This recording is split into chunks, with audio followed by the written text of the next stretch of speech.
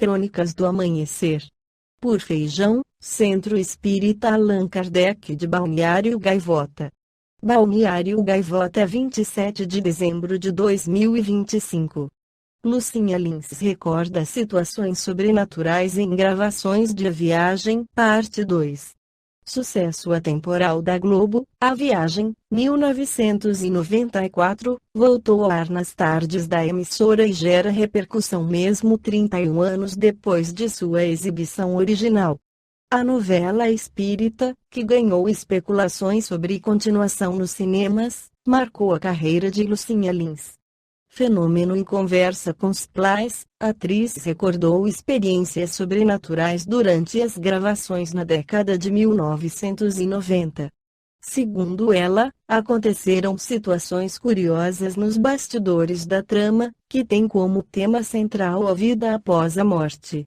Acho que a gente estava mexendo com energias muito fortes. E aconteciam pequenas coisas difíceis de comentar, que não estavam escritas no roteiro, mas sempre coisas muito boas.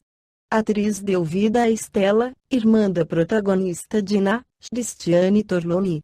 Abandonada pelo marido, Ismael Jonas Bloch, Estela enfrentava o desafio de criar sozinha a filha, Bia Fernanda Rodrigues, enquanto vivia um romance delicado com o médico espírita Alberto Cláudio Cavalcanti. Não é a primeira vez que Lucinha fala sobre o assunto. Ela já revelou que uma cena com pouco texto, ao lado de Cristiane Torloni, ganhou novos diálogos misteriosamente. Começamos a cena com as falas normais, mas do nada desenvolvemos um diálogo que não estava escrito. Uma cena de meia página se transformou em 1,5 páginas. Veio uma voz da direção: "Posso cortar?" Olhamos uma para a outra sem entender nada. "Fizemos uma cena que não sabíamos que tínhamos feito", disse a quem em 2023. Um filme inspirado na novela pode chegar às telonas em breve, e Lucinha diz estar disponível para participar. A atriz, inclusive, deixou escapar que já foi sondada. "Eu ouço falar dessa continuação, já fui consultada sobre um filme, um longa e tal. Estou absolutamente aberta para que isso possa acontecer. Eu vou adorar." Segundo informações de O Globo, o personagem Alexandre estaria garantido em uma nova história, mas nem todos os personagens da novela devem retornar. O elenco não terá necessariamente atores que fizeram a trama que está sendo reprisada no Vale a Pena Ver de Novo. Lucinha conta que até hoje é abordada por fãs que a reconhecem pelo papel. Ainda no Livro dos Médiuns, Allan Kardec apresenta o esclarecimento do Espiritismo sobre o maravilhoso e o sobrenatural. O Espiritismo não aceita todos os fatos considerados maravilhosos ou sobrenaturais. Longe disso, demonstra a impossibilidade de grande número deles e o ridículo de certas crenças, que constituem a superstição propriamente dita. É exato o que, no que ele admite, há coisas que, para os incrédulos, são puramente do domínio do maravilhoso, ou por outra, da superstição. Seja. Mas, ao menos, discutia apenas esses pontos, porquanto, com relação aos demais, nada há que dizer e pregais em vão. Atendo-vos ao que ele próprio refuta, provais ignorar o assunto e os vossos argumentos erram o alvo. Porém, até onde vai a crença do Espiritismo? Perguntarão. Lede, observai e sabê-lo-eis. Só com o tempo e o estudo se adquire o conhecimento de qualquer ciência.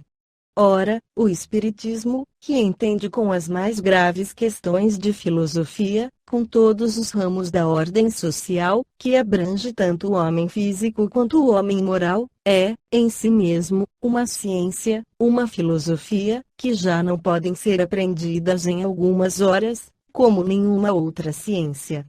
Tanta puerilidade haveria em se querer ver todo o espiritismo numa mesa girante, como toda a física em alguns brinquedos de criança. A quem não se limite a ficar na superfície, são necessários, não algumas horas somente, mas meses e anos, para lhe sondar todos os arcanos. Por aí se pode apreciar o grau de saber e o valor da opinião dos que se atribuem o direito de julgar, porque viram uma ou duas experiências, as mais das vezes por distração ou divertimento. Dirão eles com certeza que não lhes sobram lazeres para consagrarem a tais estudos todo o tempo que reclamam. Está bem, nada a isso os constrange. Mas, quem não tem tempo de aprender uma coisa não se mete a discorrer sobre ela e, ainda menos, a julgá-la, se não quiser que o acoitem de leviano. Ora, quanto mais elevada seja a posição que ocupemos na ciência, tanto menos escusável é que digamos, levianamente, de um assunto que desconhecemos. Resumimos nas proposições seguintes o que havemos expedido. 1. Ó sobrescrito.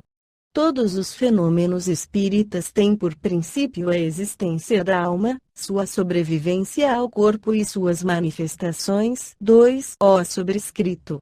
Fundando-se numa lei da natureza, esses fenômenos nada têm de maravilhosos, nem de sobrenaturais, no sentido vulgar dessas palavras. 3. Ó sobrescrito.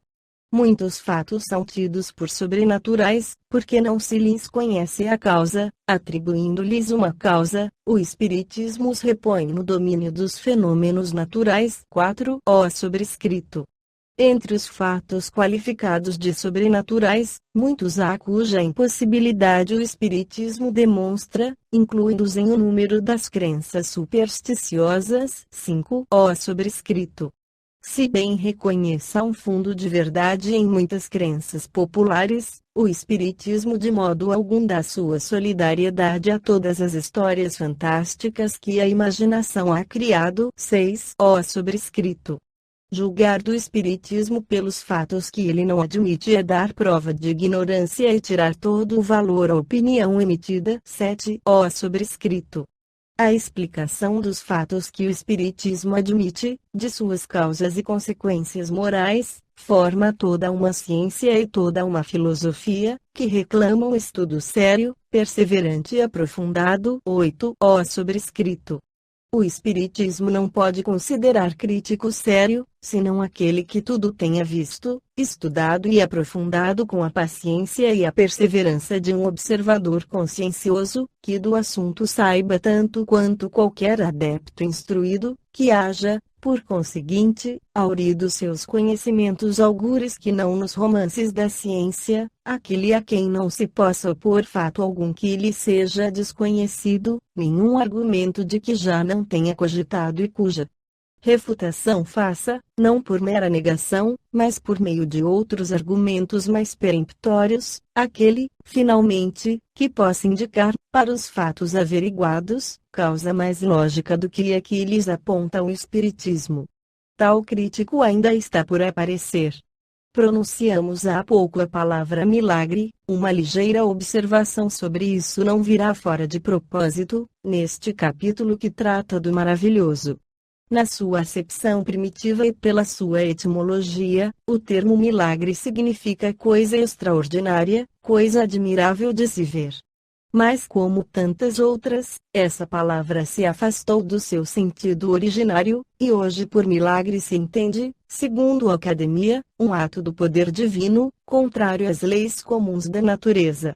Tal, com efeito, a sua acepção usual e apenas por comparação e por metáfora é ela aplicada às coisas vulgares que nos surpreendem e cuja causa se desconhece.